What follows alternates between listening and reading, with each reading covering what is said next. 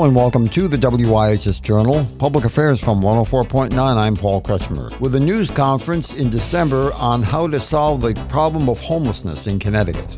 Hi everyone, my name is Sarah Fox. I'm the Chief Executive Officer of the Connecticut Coalition to End Homelessness.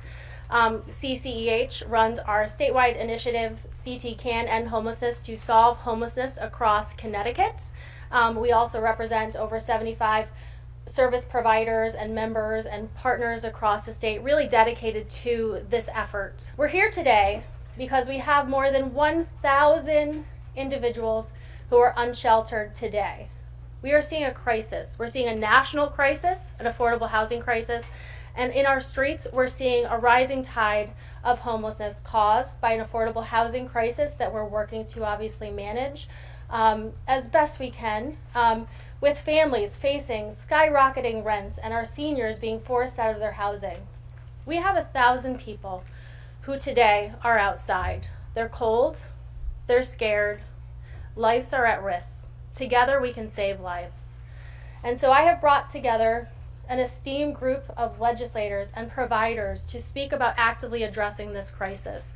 What we know is we have about a $300 million need in this state to actively solve homelessness. This legislative session, we will be asking for $20 million in ongoing, stable, consistent funding so that we can make sure that we can bring all of our neighbors inside. We can address homelessness together. We can solve these challenges so that our elderly, our children, our families, our youth, our people have a place to go and to call home.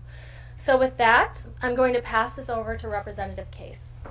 Thank you, Sarah. I think we've done this before in a press conference trying to bring light to the situation. I'd like to thank the governor's office for finally releasing and Department of Housing the $5 million that we put in legislation last year for cold weather sheltering. Granted, 3 months later than we expected it. And that's why I think we're seeing so many people out in the woods. In the northwest corner, we're out in the woods. We're not out in the streets. So we're out in the woods. We're intense. To me, that's not humane. We needed to have that money earlier. Because now we are searching for shelter space to put people. We don't have the shelter space. I have to give credit to the mayor of the city of Torrington. She put $40,000 up to put hotel rooms out. Half of our people are in hotel rooms. Half. That $40,000 only goes for 2 weeks.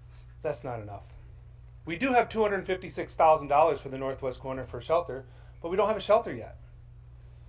We've had many buildings offered to us. We've talked about many buildings. They've fallen through because we didn't have the money to put the deposit on. It was promised to us in September. It came to us in November. Now we're in square one, looking at buildings, looking at places. When you come to the northwest corner, you see people in tents. We go out in the woods, we look at people, we meet people. It's not fair. We have housing vouchers in the state of Connecticut from DOH. Thankfully, it's government dollars. The housing vouchers aren't enough for rents. So half of our people who are unsheltered have housing vouchers, but they can't use them because they don't cover the rents. So here today, we are talking about tomorrow is the first day of winter. Today, we're talking about getting those people into a shelter so we can get them services. I don't care where it is, but people have to realize when you use state dollars, there are some catches there. You have to have permanent place, you have to have plans, you have to have things that move forward. Before COVID, these churches and places that had shelters, they were all by volunteers. We don't have those volunteers anymore. Now we have to pay staff to be in them. So with that, I want to move on to some others that want to speak, but listen, today is the day to get people into shelter. In the northwest corner alone, our coordinated access network, the Gathering Place, had 608 new intakes, not repeat intakes, new intakes in less than 12 months, with over 7,385 continual visits in 1 year. That's people coming and taking a shower, doing their laundry, asking for services, getting a haircut, and going back in the woods because they have no place to live. That's not humane. Our job today is to try to find the shelters, get the people in the shelters, and our job as legislators, I'm looking at some of my legislators here, we have so many bills out there on affordable housing. We have to take a look and see what housing is available to shelter these people who need a step up, need to get services, need to find a place to live. If you see some of the families out there that just hit the economy hit their lives. Some people were a paycheck away, and guess what? That paycheck is no longer good. It's sad. They're in their cars. People, it's time we wake up. Once again, we did step up with $5 million as we did during COVID, $5 million each year. We pushed for it for another year to bridge us. I'm being told that next year there will be no dollars. We will work on that. But our long-term effect is to work with Department of Housing and other agencies to make sure that we have housing, we have places for these unsheltered people to go, not only to spend the night, not only to sleep, but to get the services so they can come back and be in society with the rest of us. With that, I want to thank everybody for coming out. And now I'm going to call up Deirdre Cara from from Fish Shelter in Torrington. Sorry, everyone.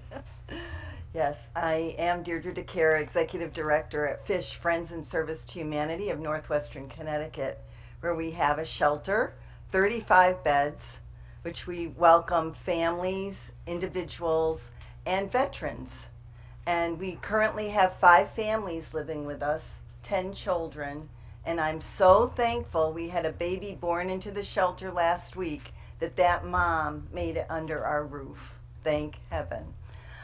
Yesterday, we did get notice that we have been renewed with the Department of Housing to remain a shelter. We had to reapply recently. So that's very good news for the Northwest Connecticut corner, where we represent 900 square miles of rural countryside, where the gathering place, which is our drop-in center, which my representative, Jay Case, and I, along with Nancy Canavo and others here, represent an area that we actually go out with drones to find people and to try to bring them in. But last week, on Wednesday evening, we were up till midnight at a planning and zoning meeting where we're still waiting to have a church approved to become the overflow shelter. This is really a public health crisis. Are we going to worry that people are not only getting frostbite, which leads potentially to amputation, to death? We've got to get these people inside. We have about 100 people that we're aware of currently unsheltered outside in the Northwest Hills. And we really, even with the overflow shelter, we'll still have 60 people outside. We need to address this. It's a real crisis. Thank you. And now I'd like to call up State Representative Corey Paris. Good morning, everyone. Thank you all for gathering today. Sarah, to the advocates, to my esteemed colleagues. Really don't know what to say, given the circumstances that we're facing only 5 days before Christmas holiday. But it does put into perspective that the things that we worry about in our lives are so minuscule in comparison to the 30 unhoused and unsheltered children that are in Fairfield County right now, or the nearly 262 aging and elderly residents of our state who are in the cold and have no shelter. Christmas is not even a thought for them. Hanukkah is not a thought for them. But it must remain a thought for the rest of us standing behind me and with me on this issue. This news conference was sponsored by the Coalition to End Homelessness in Connecticut and was introduced by Sarah Fox, the Chief Executive Officer of that organization. It was held during the month of December at the state capitol.